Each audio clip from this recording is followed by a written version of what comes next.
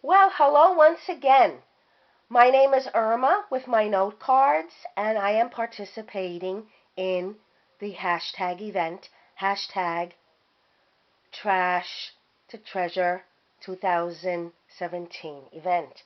Now, as many of you know, I am primarily a card maker, and when I make my cards, I use cardstock, regular 11 and a half by, no, is it 8.5 by 11 or 8.5 by 11? Well, you know the dimensions. Okay, fold it in half to make my two cards. I put it on my trimmer, okay, and I cut, and this way I've got my two sheets of paper, which then I in turn will fold and create two cards. When I do this process, I wind up with a strip. And when I do many different colors, and I wind up with all sorts of strips. So, what I used to do was I used to take these and just dump them, throw them in the trash. But then I realized why. This is good paper. And one day while surfing the internet, I came across a art form that's called quilling. Quilling. Not quilting, but quilling. And it opened up a new word, a new world for me. You might want to look it up and see what this art form is all about. Now, when you do quilling, let me just let you know that there's special paper and special tools that you can purchase. But because I want to do what I want to do now, and I don't want to be running to Michael's or Joann's or Hobby Lobby to be looking for these, I improvise because I like to think out of the box. So basically, what you need to do is, or what I've done is, I opened up one of my strips and I've cut it. And here I cut it in half right along the crease. Here's an example of one that's already been cut. And because I am an artist and have tons and tons of paintbrushes, I take a very thin paintbrush and I start to wrap my strip around the paintbrush. And you just keep going on and on and on and on and on.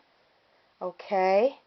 And it is a little tedious. So it's a little bit for your hands if you have arthritis. I will admit that at times my fingers do get a little tired. But you know what? I don't do this every day.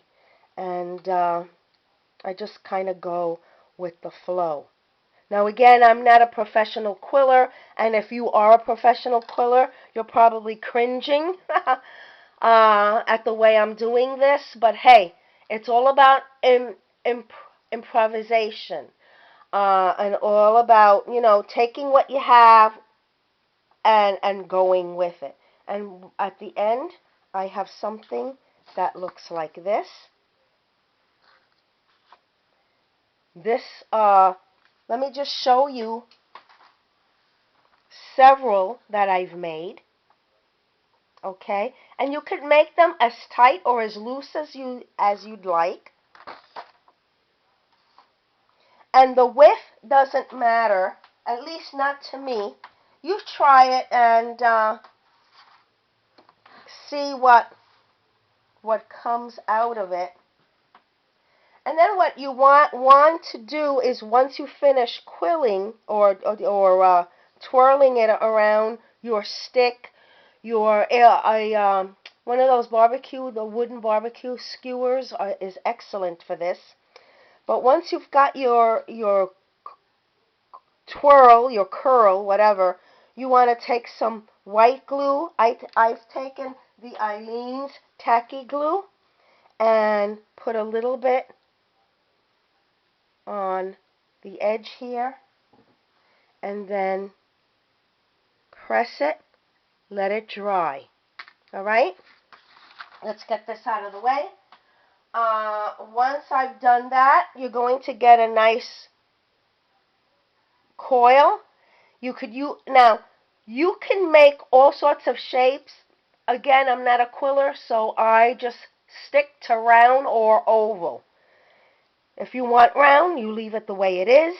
Excuse me. If you want it more oval, you squeeze it like I did. Then, once you've done that and you have it the desired shape, you're going to take a little bit of your glue and just cover the edge.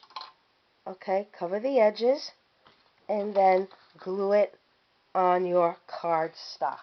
Let me show you some of my images, some of my cards. I've got this that I made, and again, it's not perfect, but that's okay. I'm not a professional quiller. Okay, let's get another one. And again, I just use my cardstock that I have, and it works. It works for me. Here's another one. Oops, let's get that out of the way. Here's another one. Okay. And they are, if you can see, they are dimensional. These are the kind of cards that you make sure that if you're going to mail them, they need to be hand canceled. You need to take these to the post office and have them stamp it. You might have to pay a few cents extra, but they're worth it. And here are my balloons. What I did was I cut little triangles of the same color paper, and I drew my little string.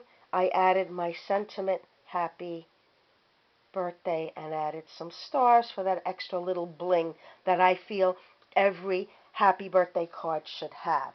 So the next time you've got strips of paper, and they don't have to be solid, try pattern paper. All right? Next time you have strips, nice thin strips, why don't you give this a try? And put down in your Google search Quilling, Quilling, and see the beautiful images and the instructions that are out there to make beautiful, beautiful images using this technique. Remember, don't throw away your strips. You can make something beautiful out of them.